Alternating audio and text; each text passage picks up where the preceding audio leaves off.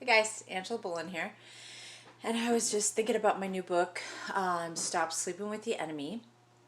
And I just wanted to get on here and say one of the main things that kept me stuck in my toxic marriage was the scripture, God hates divorce. And not so much the scripture, but just how the enemy and man gets in there and just twists it and causes so much condemnation. And oh, my coffee's done. And you know, I was so condemned by it that, God hates divorce. But if we really look in Malachi 2, where it says that, and we read the whole passage in there, we realize that yes, God hates divorce. But God does not hate the people who get divorced. And that was one thing I was really, really worried about. I never wanted to be separated from the love of God. I never wanted to be separated from the presence of God. And I really read through that scripture, and it's more of like a righteous indignation on God's heart. With God, he hates it because he sees how the enemy got into the marriage and is wreaking havoc.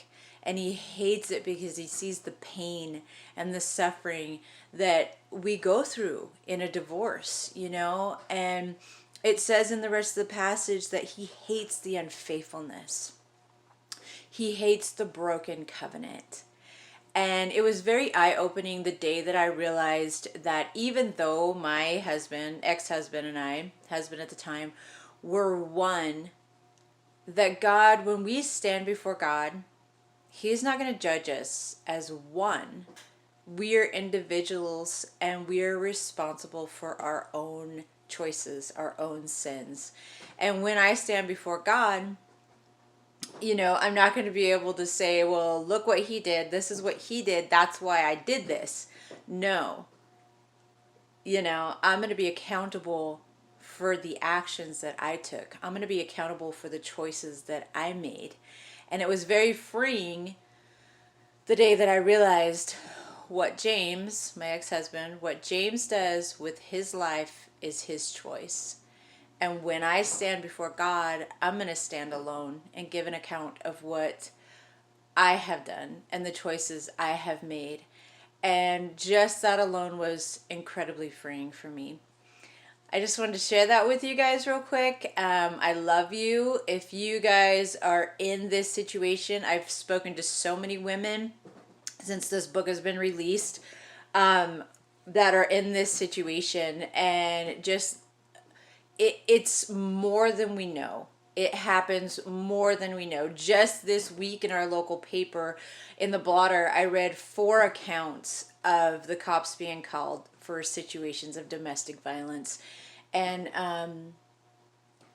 this book is so imperative. If you're in that situation, this is your compass. Use the 8 years of research and the 8 years of my trials and tribulations. Use it and learn from what I went through. Just learn from it and use it, take it, run with it, apply it. That's what this book is all about. I searched for 8 years for a book specifically like this, Stop Sleeping with the Enemy, and did not find it. Realized that the whole time God was actually writing it in me. And so here it is.